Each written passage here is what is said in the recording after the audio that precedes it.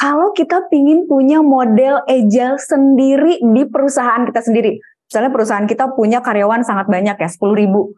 Bisa jadi frameworknya itu berbeda. Bisa jadi. Walaupun nggak jauh berbeda. Tapi kita perlu ada adaptasi kecil. Contoh. Di manufaktur bisa jadi people agility-nya memang tidak perlu banyak gitu ya. Atau jangan-jangan people agility bukan bagian agile atau bukan indikator perilaku agile. Karena di manufaktur itu benar-benar apalagi kalau mesin gitu, memang interaksi dengan orang tidak diperlukan.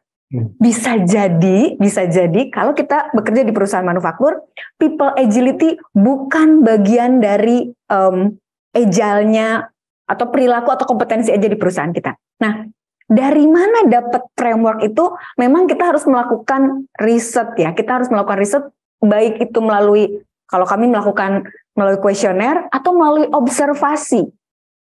Atau bisa jadi framework itu katakanlah ini nggak bicara akademis ya, tapi pakai FGD.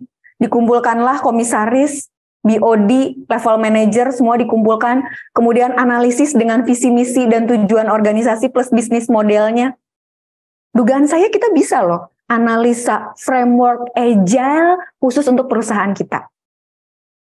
Ini contoh juga, di CIAS, risetnya CIAS tidak melibatkan mindfulness.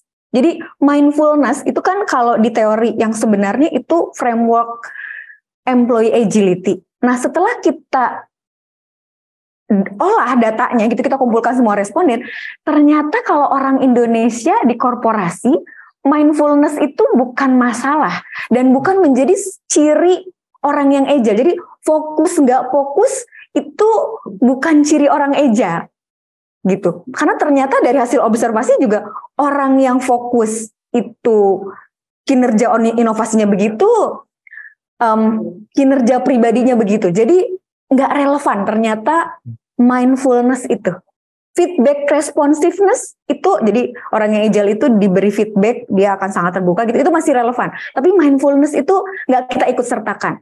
Framework CIAS menemukan sampai akhirnya dia harus berpengaruh terhadap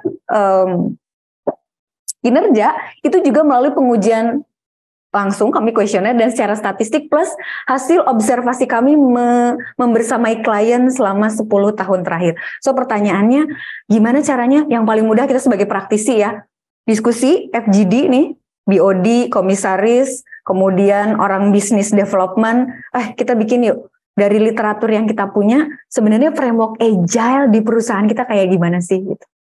Itu yang paling gampang sih, yang paling memudahkan.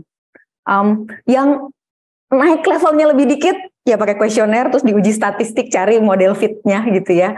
Model fit itu artinya yang di lapangan sama statistik itu matching. Nah itu kita bisa gunakan sebagai sebuah framework. Dan itu nanti jadi pijakan kita ketika kita menjalankan sistem atau proses kerja yang agile khas perusahaan kita.